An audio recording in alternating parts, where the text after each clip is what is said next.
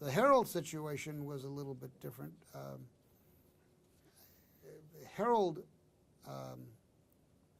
he and Vedroliak got into a contest of who could have the most stringent ethics ordinance. Now, if you think about that, that's laughable, but they did get into that contest.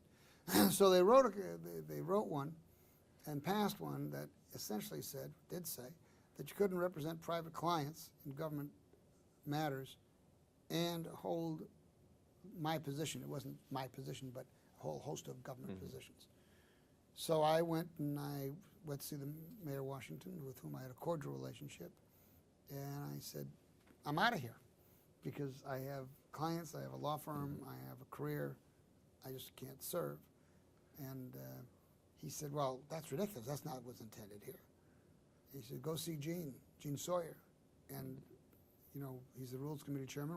We'll rewrite it for you. So I went to see Gene, who was my good friend. And Gene said, write it, and I wrote it. And Gene never introduced it because people around the mayor didn't want it to be introduced because they wanted me out of there. So one of the nice things that happened about that, so they held it up for a while, and I went back to the chief of staff and I said, you know, it's going to be effective on day X, and the day before day X, you're going to get my resignation. Mayor doesn't want it, but I'm not going to serve one day in violation of the rules of the city, the legislation of the city of Chicago. So it didn't pass. I resigned. Sun-Times wrote an editorial, said now we have these dueling ordinances. Everybody's trying to be holier than thou. And the only thing that's accomplished is we've lost the best zoning board of appeals chairman we've ever had, Jack Guthman. Very flattering. I had no idea where this came from. They were sort of taking a shot at both these guys, saying, all you've accomplished is getting rid of Guthman. So then comes Harold Washington at a party. He said, I want to talk to you. I said, want to talk to me, Mr. Mayor? Absolutely. He said, I told you I didn't want you to resign. I'm going to change that ordinance. I said, Mr. Mayor, I told you I would not serve one day in violation of the ordinance of the city of Chicago. But, you know, Gary, I would have been a sitting duck for all kinds of problems with the clients, with the law firm, you know, with ethics violations, litigation. ARDC, the whole thing. There was no way I was going to serve. Right. Well, on that note, why don't we end this tape, take a 2-minute break. Sure.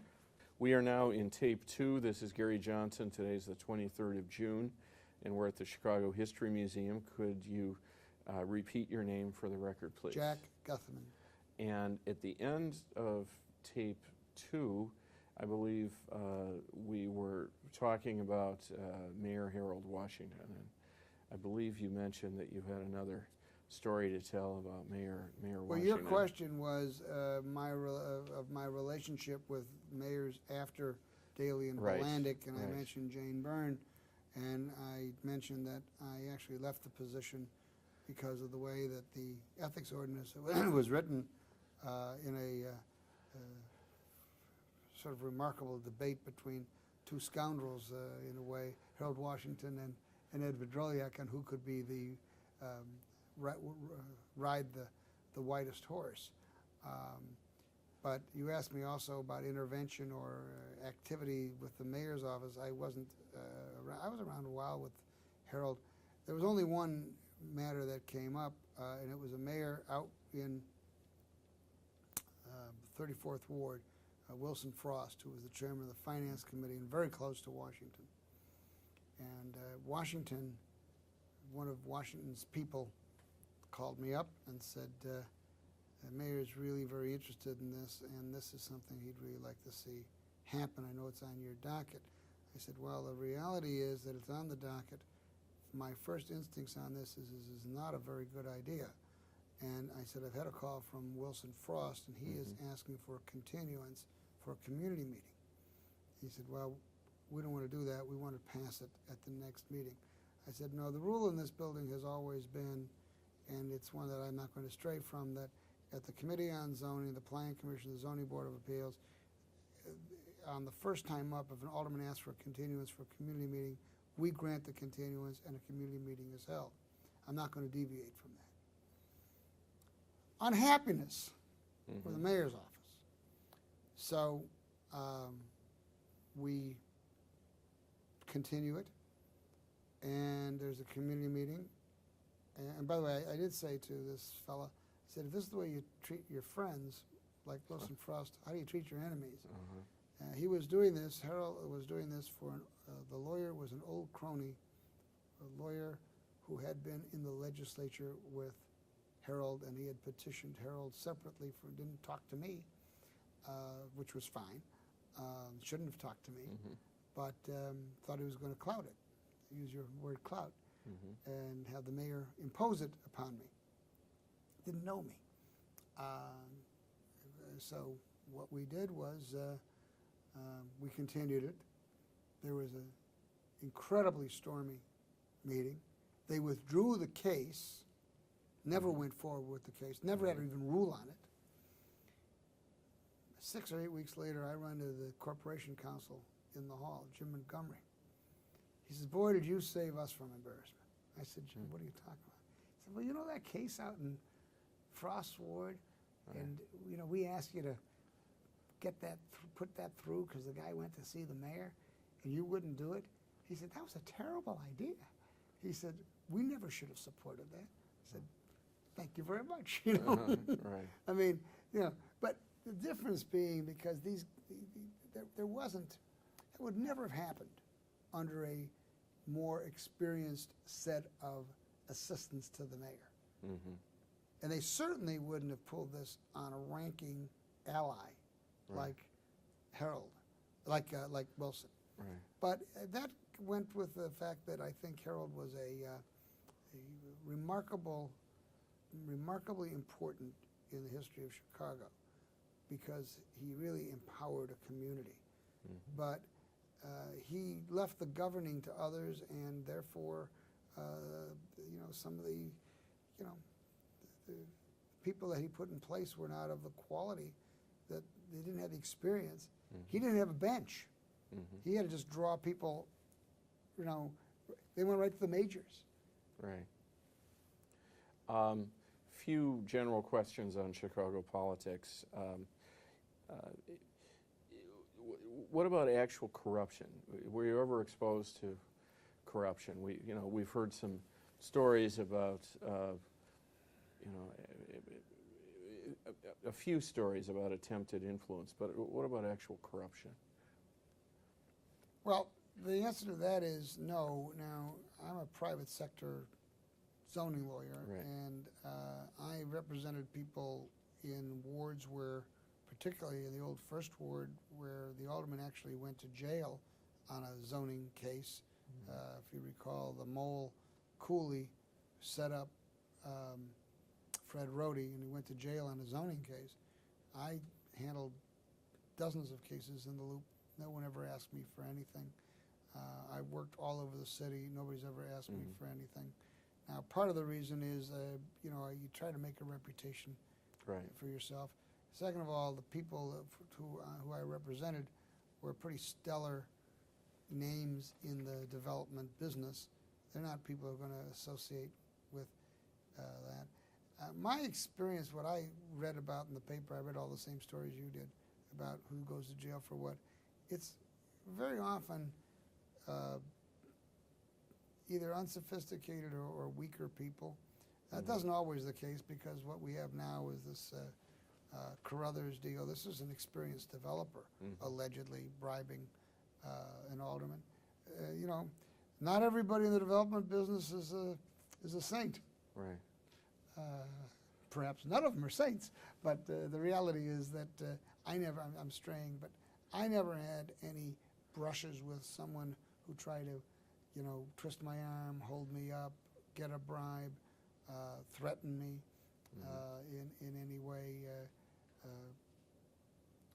in the way that you read about it in the papers. And we know a host of people have gone to jail on zoning issues. I mean, Alderman Troutman went to jail on zoning issues. I worked in Alderman Troutman's ward. Never had an inkling this was going on. Part of it is how you establish yourself. Right. I must tell you, I thought that I read all about the Alderman Troutman thing, and I thought that, she didn't even know, what the rules were. She didn't even know what she was taking a bribe for. She was set up, I think, but it doesn't make any difference. When I worked out there, I never had a clue this was going on. What are your views on the Shackman decree? You mentioned that you were able to hire your own people in your small but important zoning board of appeals staff. What are your views on the Shackman decree in general?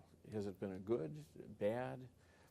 Well, the old system, which you can't really defend that you have to know somebody to get a job in government. It's hard to defend that. Right. But there was a certain amount of, there was a review. I mean, at least in most of the cases, these were people that worked a full day and earned their keep. Now, anytime you have 40-some thousand employees, we're under that now, but it was a time I think we had 44,000 people working in the city of Chicago. My guess is that in any enterprise of 44,000, you're going to have some bad actors. And there was a certain way of keeping tabs on people, but it's wrong to have to know somebody or do political work to get a job. So I can't defend that. And that's what Shackman really says. Shackman says you can't do that. What you also can't do is fix tests and some of the things that are alleged to have happened with Sorich, and he's doing time for those things now. And the most recent situation, again, you have guys who give them jobs because they're part of the Hispanic Democratic Organization, and they get good jobs in streets and sand because the boss there is the boss of HDC or whatever they used to call it, HDO. I can't defend that, but I think that the average city worker gets a bad rap. I mean, most of them are good employees. The other thing that I always talk about in my zoning talks is I have differences of opinion, sometimes severe, with the Department of Planning. We now have a change of name. But these are dedicated people who really believe in what they do. And at the highest levels of government, when you start talking about senior project managers and assistant commissioners and up, these people are hardworking, dedicated people. They don't do it for the money. They do it because they want to do public service. And so I'm impressed with most of the workforce. Now, that's not the answer to your Shackman question. I can't defend the process that was there. Notwithstanding that process, there were a lot of people that worked their 8 hours, and there are many more people that get pilloried and tarred with the bad actors.